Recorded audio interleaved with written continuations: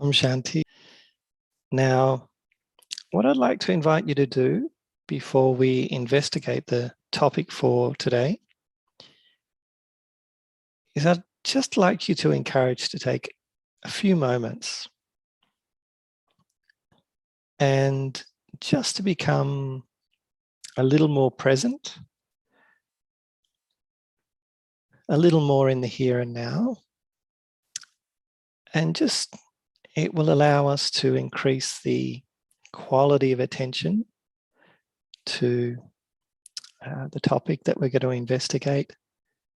So perhaps that will also help with the capacity you have to take in some of the ideas that we're going to explore. So just to sit very, very comfortably and to set aside any distractions. If you can turn your phone on mute, if you can set aside anything else, and just sit comfortably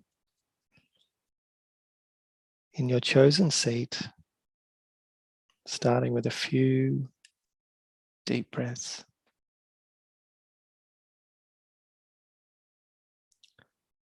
And just consider that right here, right now, this is the only place that you need to be.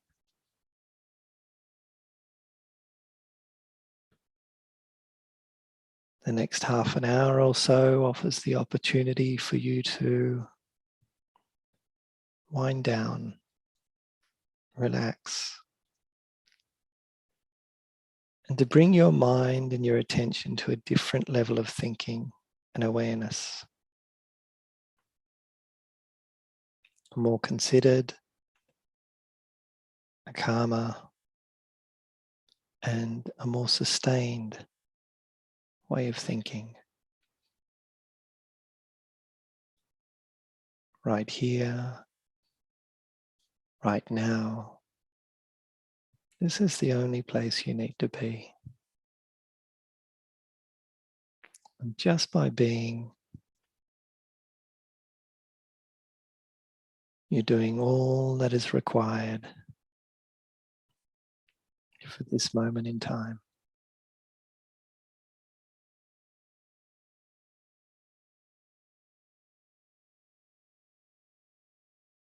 Om Shanti.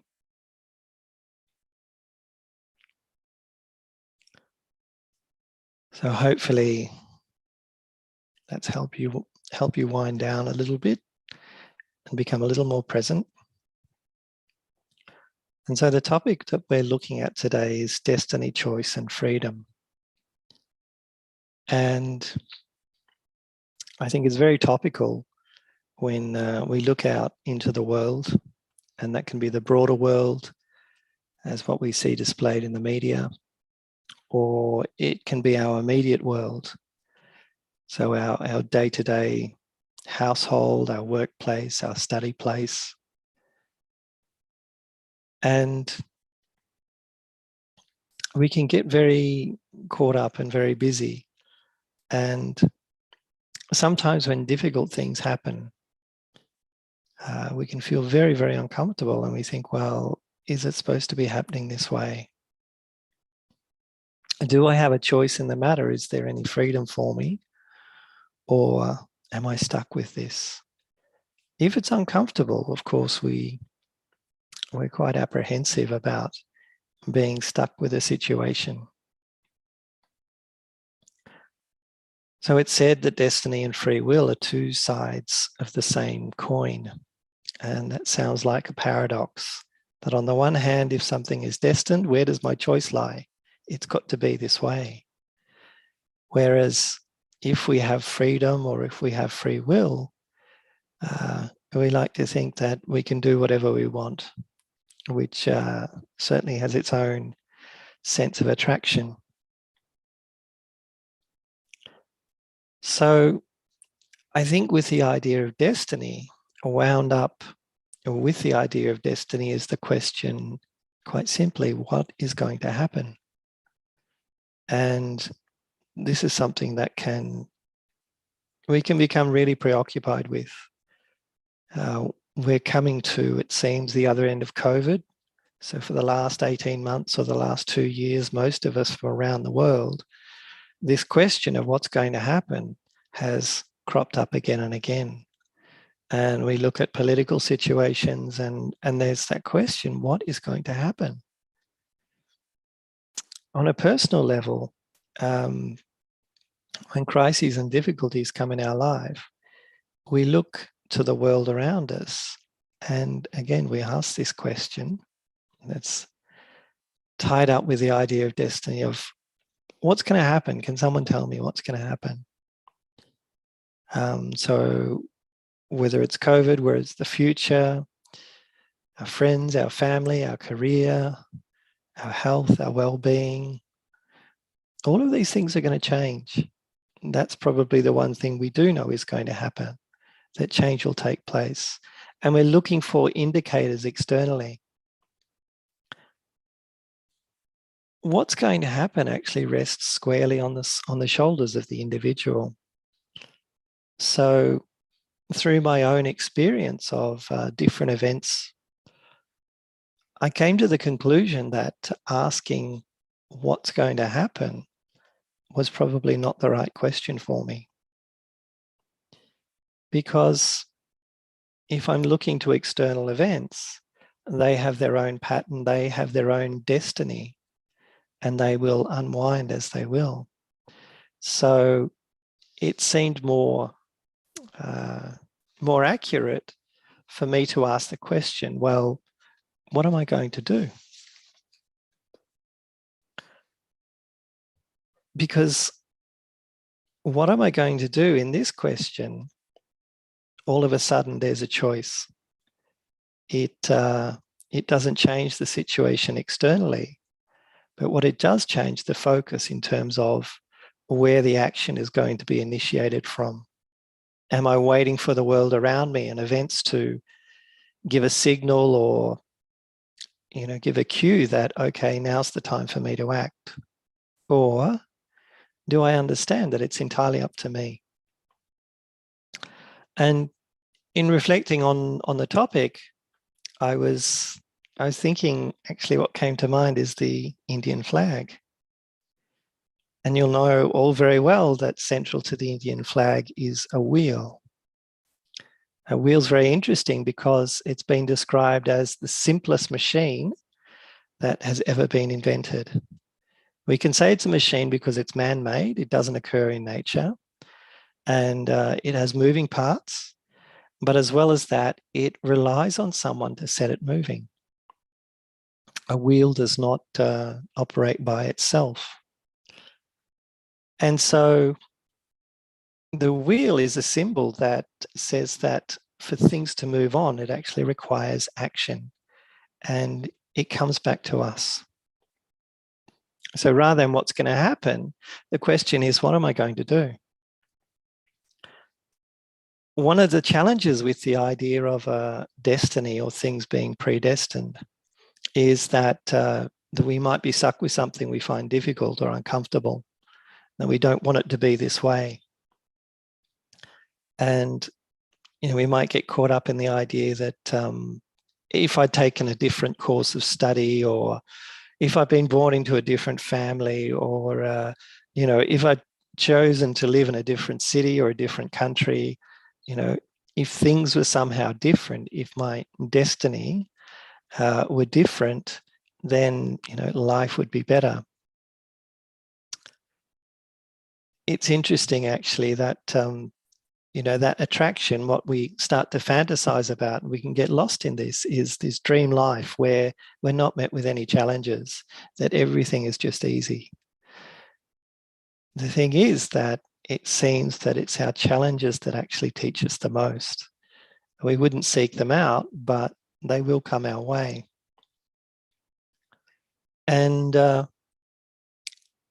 we can get lost in this kind of fantasy world where, I did get the right job, I did score the right car park, I got the perfect score in my, my exams, or, I didn't have that argument with my friends, or, this place of what if, I didn't have that accident, my mother didn't fall into poor health. The thing is that is not the life we're living in, that it's really a world of imagination. I'd like to share with you a quote from philosopher Friedrich Nietzsche. And it's the idea of the eternal return. He says, what if a demon were to creep after you one night in your loneliest of lonelies and say to you, this life which you live must be lived by you once again, and innumerable times more. Every pain, every joy, every thought, and every sigh must come to you again, all in the same sequence. The eternal hourglass will again and again be turned, and you with it, dust of the dust. Would you throw yourself down and gnash your teeth and curse that demon, or would you answer, thou art a god, and never have I heard anything more divine? So what the quote is about is this idea of the Latin term is amor fati, which means love your fate. This is where the choice lies. That there we do have a destiny, but as a dear friend of mine once said, that to greet everything that comes our way, to greet it with joy. That's our choice. That life will bring to us our destined fate. But our choice lies in how we receive that. Are we going to wrestle with it? Are we going to argue with it? Are we going to fight with it? Or are we going to see it as a gift? If we accept that, like Nietzsche suggested, that there is this eternal recurring reality that will come round again and again and again, and we can't change that, where does the choice lie? The choice lies in, as I said, as we receive it. So it's like the journey is set. The choice lies in how we travel along that predestined road, that predestined path. What virtues will I use to negotiate the journey? If we anticipate that a day is going to bring us problems, our radar is looking out for problems, and that's what we'll find most likely. If we anticipate, if someone convinced you that tomorrow is going to bring absolute fortune, it's going to be a day of enormous fortune, what would happen? You would jump out of bed at the crack of dawn, because what are you anticipating? What are you looking for? You're looking for great fortune. If we accept our destiny is set, the choice lies in how we're going to take that, how we're going to accept our destiny. So it's been said that what's happened is good, what's happening now is better, and what is to happen is the best. So this is a perspective we can take on our life. And for me, recently, there's been a change of roles. I've just come to where I am in the last 12 months. And at times I was really anxious about taking on a new role, a new responsibility. But what I found over time is that it's never the case that we walk onto an empty stage. Tomorrow is waiting, but the scene has been set. The props are in place. The actors are there. Everything is just waiting. And even if I choose to stay in bed for the day will roll on and everyone will go about their business. The world will not stop without me. So it's really up to me to harness that opportunity. So the biggest choice I have is actually how I'm going to play my character. So the English playwright, the very famous English playwright, William Shakespeare, once said that all the world's a stage. All the men and women are merely players. They have their exits, they have their entrances, and one man in his time plays many parts. So who am I? I'm a soul, and the soul is the actor. The part has been written for me, and we can look into the whole aspect of karma in terms of how I find myself in this situation today. I think of it a bit like a, you know, a mathematic, you know, like a sum. So it says on one side of the equal sign that 1 and 1 equals 2. And so if we look at where I am today as being part of the equation, we'll say the answer, we can look back to our past and say there's an equal sign. And before that are all the events that add up to today. So this expression is saying that we hear in our study every now and then that which has to happen is now taking place. It's something I find really, really refreshing and really very comforting, that there is a cause and effect, that there's an absolute reason, and there's a perfect mechanism, a perfect machinery that's going on, that's playing out for all the reasons that life is happening in this way. So if I'm the actor, how am I going to play my part? When an actor enters the set and they're a good actor, everyone else breathes a sigh of relief. The audience are interested. The other actors feel supported. They know that someone's going to play a good part. How do I get to be an actor like that? It's when the actor sets aside their own self-importance and they draw guidance from the director. Because the director knows the whole play. He knows the part of all the actors. He knows the entire scenes, you know, from beginning to end. So if I team up and if I work well with the director, the outcome is going to be more than I can manage just by myself. And so who's the director? For me, the director is the Supreme Soul, the divine. And, you know, the play is life. Here we are on a 24/7, 360-degree, you know, wonderful drama. So each of us is a soul, an actor, and we all have our costumes, different colors, different shapes, different sizes, different height, rich, poor, different levels of education, different languages, different cultures. But these all have to do with the costume. It's really up to me to make the most of what comes my way. And for any play, the thing with any play is what's it there for? It's there for entertainment. It's there to be enjoyed. And so it's the dynamic, it's the variation, it's the variety within the drama that makes it interesting. So I think we've looked at the idea of destiny. That's the part that's been written. We looked at the idea of choice, which is how do I play my part? But what about the question of freedom? I think sometimes what we understand by freedom is we say, freedom means let me do what I want and choose the consequences. Let me be reckless, let me be, you know, completely uncontrolled, but freedom lies when I can choose the consequences. I've come to understand from my practical experience that it doesn't work that way at all.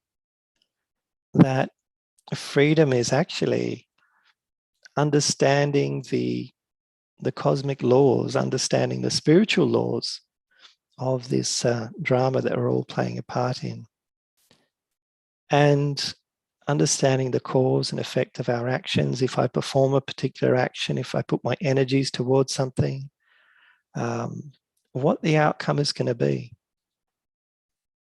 And so once again, there's a freedom in what I choose to do. But the consequence is a, you know, that's a universal law. The freedom is what consequence do I want? And let me calculate my actions on that basis. If I want peace, if I want happiness, if I want good company, if I want to feel useful and worthwhile, then I have to think about how I'm using my thoughts, my energy, my time, what feelings I'm creating. And so, yeah, in terms of freedom with no consequence, I'm not sure anything such as that exists.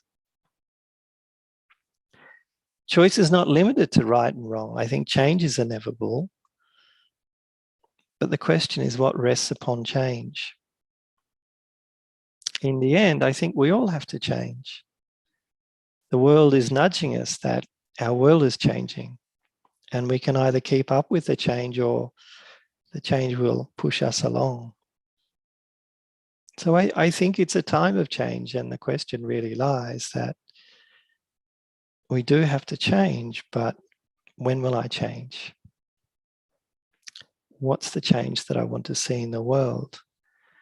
And perhaps we can finish with that quote of Mahatma Gandhi, which was, be the change that you want to see in the world.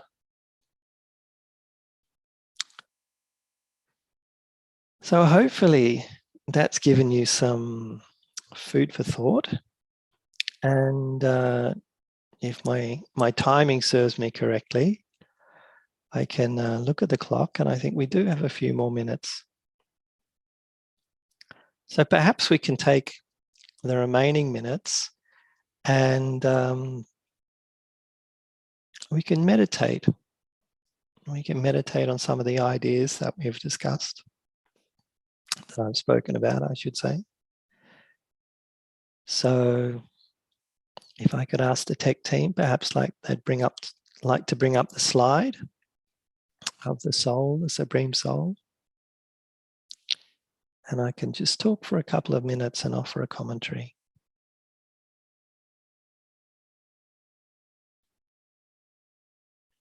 Okay, so sitting comfortably, sitting relaxed.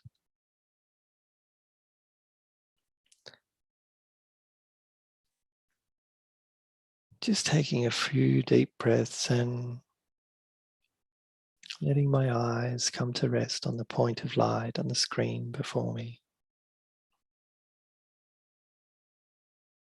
And what this enables me to do is really a place for my eyes to rest, so I can step inside.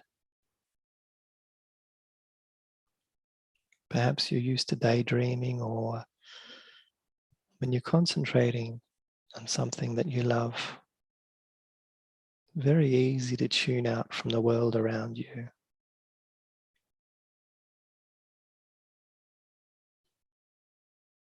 And let me just very quietly,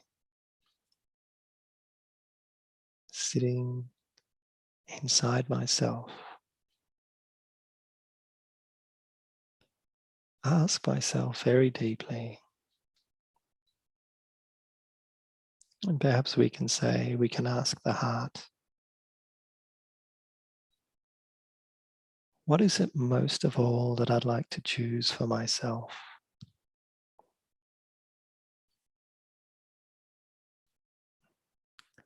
Over the decades, over the millennia, travelers have traveled with a North Star to help navigate their way. Each of us as a soul also has a North Star. And that's the virtue or the quality that guides our life. And just ask your heart, what is it that I'm going to do?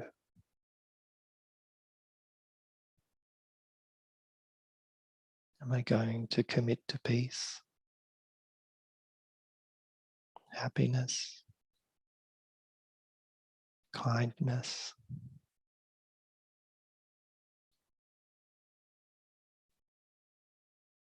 Am I going to be available as a good friend to others? Someone who listens? Am I going to be generous?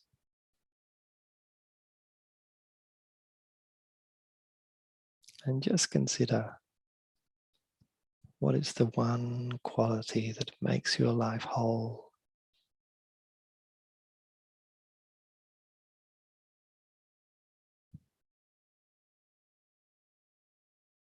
And imagine a tiny star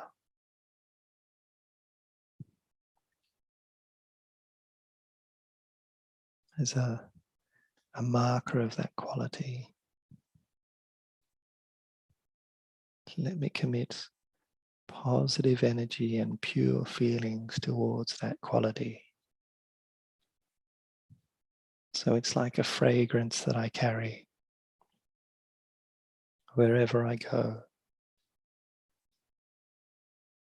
Someone once said, I don't know who it will touch, but I know that that quality will touch others.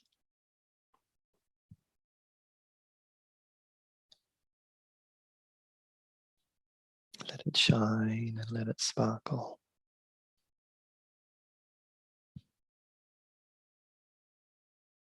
This is my choice. And my choice becomes my destiny.